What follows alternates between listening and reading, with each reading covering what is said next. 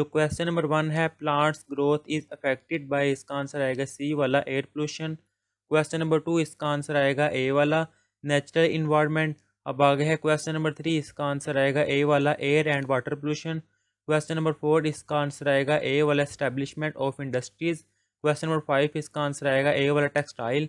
Question number 6 इसका answer आएगा ए वाला। इससे नेक्स्ट है क्वेश्चन नंबर 7, इसका आंसर आएगा डी वाला creation of political parties. Question number 8 इसका आंसर आएगा डी वाला। और क्वेश्चन नंबर 9 जो आंसर है इसका आंसर आएगा बी वाला। क्वेश्चन नंबर 10 इसका आंसर आएगा ये ए वाला। अब इससे आगे इसका सब्जेक्टिव पार्ट ये है क्वेश्चन नंबर 11, क्वेश्चन नंबर 12 और क्वेश्चन नंबर 13।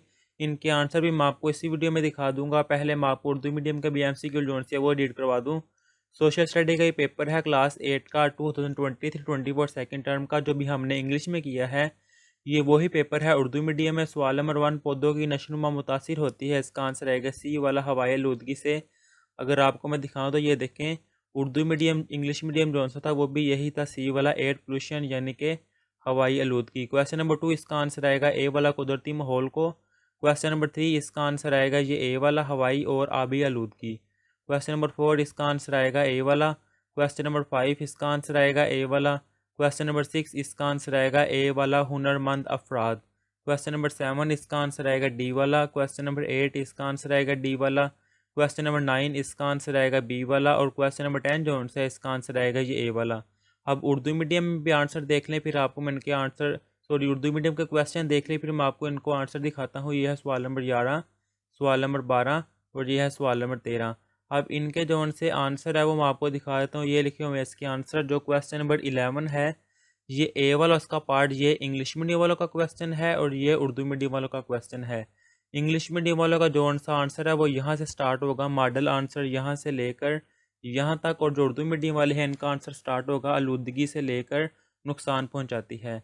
अब इसका जो सा बी वाला पार्ट था वो ये क्वेश्चन है और उर्दू मीडियम वालों का ये क्वेश्चन है।